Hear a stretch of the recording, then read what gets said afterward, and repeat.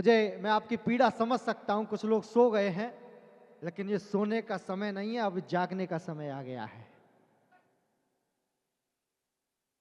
मैं निवेदन करना चाहता हूं, क्योंकि समय की अपनी सीमाएं हैं।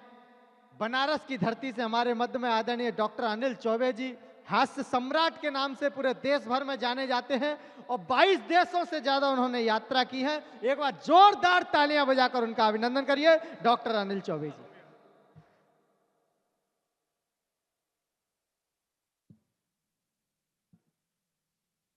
मंदिर के घंटियों से आरती के स्वर, मंदिर के घंटियों के संग आरती के स्वर, गूंजती ऋचाएं अविराम लेके आया हूँ। काशी का निवासी अनिल मेरा नाम, बाबा बागेश्वर को गंगा का प्रणाम लेके आया। वाह वाह वाह वाह वाह। मैं बस आपको ये करना है कि मैं बहुत जल्दी स्थान ग्रहण कर लूंगा।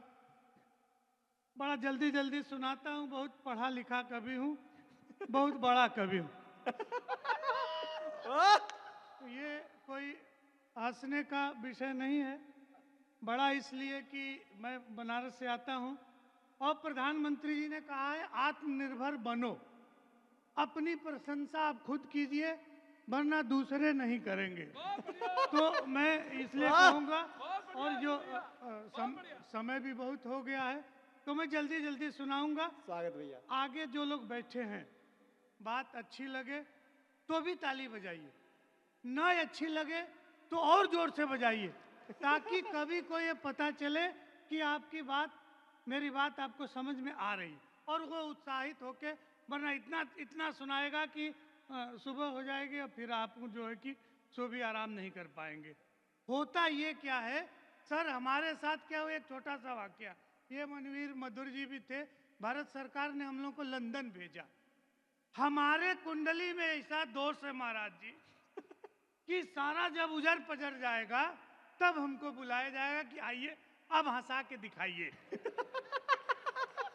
जब 2 बज जाएगा सब लोग दुखी हो जाएंगे, सुनते सुनते कान पक जाएगा, खून खराबा, मार काट, हत्या, रक्तपात, सारी बातें हो जाएंगी मांसाहारी। तब मुझसे कहा जाएगा कि लहसुन प्याज छोड़ करके हंसाओ। वाह, कमाल कर दिया भैया, वाह वाह वाह। ऐसा हमारे साथ हुआ, ऐसा हमारे साथ हुआ। हमको अंग्रेजी नहीं आती, लंदन में 40 अंग्रेज ला करके आगे बैठा दिए सब, और कहे पंडित जी इनको सुनाइए, इनको हंसा के दिखाइए। हमको अंग्रेजी नहीं आती और उनको हिंदी नहीं आती, अका इनको हंसाइए। ये थे, इन्हीं का संचालन था भारत सरकार के सांस्कृतिक मंत्रालय के। ये कह रहा हाँ पंडित जी हंसाइए। अब सब मनहूस की तरह से बैठे हैं, सब आए हैं महाराज के दरबार में अपना दुख लेके अर्जी लगाने कि गुरुजी कृपा करेंगे हमारा दुख दूर होगा। और गुरुजी भी रस के कवि ला दिए, सुना ले सुनाओ, अभी हम मार पाकिस्तान से लेके शुरू किए हैं, वो अपना दुख भगाने के लिए आए, ऊपर से रात भर कविता सुनो। तो वैसे अंग्रेज, अच्छा जिस कवि सम्मेलन का सर्वाधिक नाश करना हो 50 ठे मनहूस ला के आगे बैठा दीजिए, वो कभी अपने आप मर जाएगा, उसको कुछ सुनाने की जरूरत नहीं। सही कह रहे भैया, वाह। और 40 जो है अंग्रेज। अब हमारी देखिए, अब वहां से हम हंसाते हैं, हमने नॉन स्टॉप 45 मिनट संस्कृत में कविताएं सुनाई। संस्कृत में ऐसा भैया इधर आइए सर। हाँ, अरे गुरुजी बीच में आ गए ना, बीच में आ गए। अब मैं थोड़ा सा क्रम बना रहा हूँ, तब तक बीच में आ गए, वो बीच में आ ही जाते हैं लोग ऐसा। तो मैंने नॉन स्टॉप जैसे उनको रचनाएं सुनाई 40 संस्कृत में और 40 के 40 बेहोश। तो लोगों ने कहा ये क्या पंडित जी, आपकी रचनाएं से 40 बेहोश हो गए। हमने कहा ये जालिया वाले बाग का बदला है, ऐसे सात्विक भी लिया जाता है।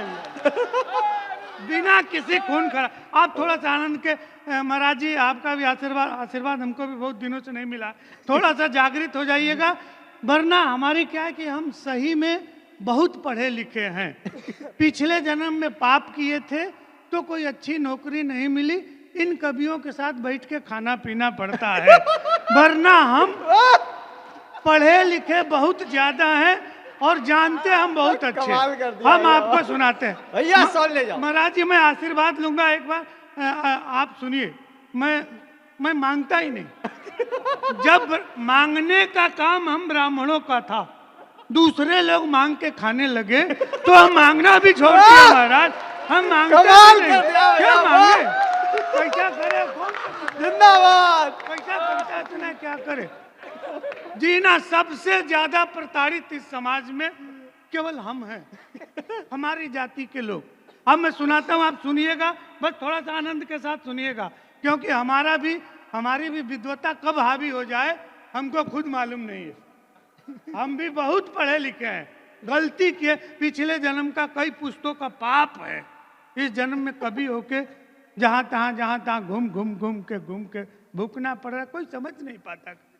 सुनाते सुनिए, देशभक्ति ऐसे भी हो सकती है, कोई नुकसान नहीं होगा, कोई शहीद नहीं, एक गोली खर्च नहीं होगी, कोई शहीद नहीं होगा और देशभक्ति हो जाएगी। राजनीति करती क्या है?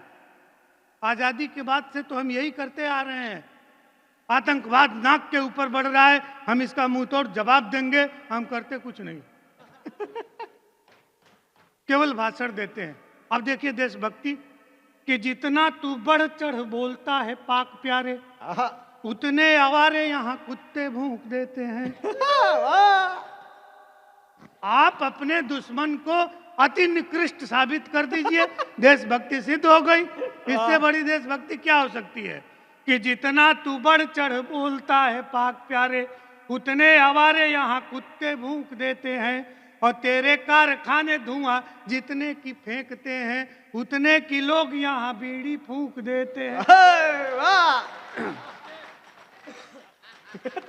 तेरे कारखाने धुआं जितने की फेंकते हैं, उतने की लोग यहाँ बीड़ी फूंक देते हैं, कि पाक कभी हिंद के बराबर न हो सकेगा, आज तुझे उत्तर हम ये यचूक देते हैं, और जितने की दाल रोटी खाते पाकिस्तान वाले, उतने बिहारी खैनी खा के थूक देते हैं।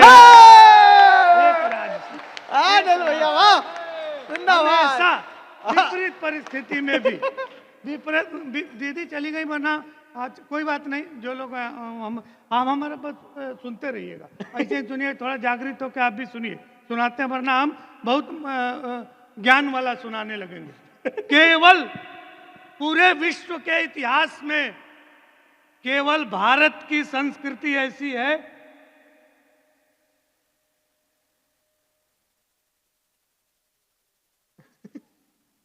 क्या है असल में महाराज जी, मैं माइक से किसी को कहता नहीं बैठने का, बैठाने का काम हमारे खानदान में गया जी ले जाके किया जाता है, जिसको ले जाके बैठा देते हैं, फिर भगवान उसको भी उठा नहीं पाते, इसलिए हम किसी को नहीं कहते कि आप बैठ जाइए, ये कीजिए वो कीजिए, थोड़ी देर सुन लीजिए, नहीं तो बीच में आप ऐसे आए जाएंगे। तो आपको बता दें, ये हमारा गौरव भाई बहुत बड़ा कवि है, ये मनवीर मधुर साहब दिल्ली से आए, ये आपके किसी काम नहीं आएंगे, लेकिन कभी भी आप लोटे में भर के काशी आएंगे तो हम आपके काम आएंगे, हमेशा तरीका, धार्मिक स्वभाव।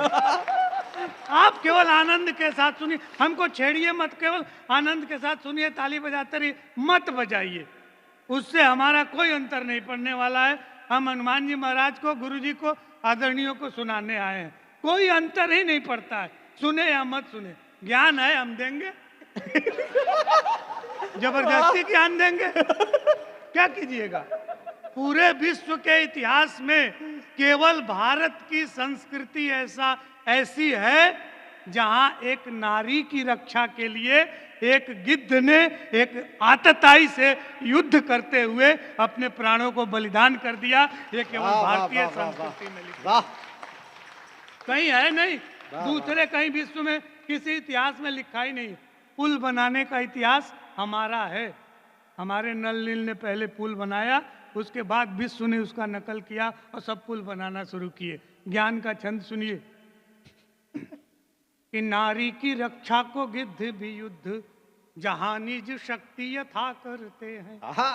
कि नारी की रक्षा को गिद्ध भी युद्ध, जहां निज शक्ति यथा करते हैं। और सेतु बना कर के नल नील शुरू जहां सेतु प्रथा करते हैं। सेतु बना कर के नल नील शुरू जहां सेतु प्रथा करते हैं। कि औषधिला हनुमान जहां रघुवीर की दूर व्यथा करते हैं। और धन्य है भारत देश जहां पर काग भी राम कथा करते हैं। भारत काग भी राम कथा करते हैं। ये सर सामान्य रूप से तो ये सामान्य चीज है, लेकिन इस काग भी राम कथा करते हैं, इसका गुणभूत व्यंग यदि आज निकालेंगे तो आप सभी संतों को छोड़ करके इसका गुणभूत अंग अर्थ भी निकलता है। गुणभूत साहित्य में तब कहते हैं जब मुख्य अर्थ को बाध दिया जाए और दूसरा अर्थ प्रतीत हो, यानी मुख्य मार्ग के लोगों को रोक दिया जाए और बाकी लोग के अर्थ द्योतित हो, तो वो गुणभूत व्यंग है। समझ गए हो? कभी लोग तो ताली बजाए।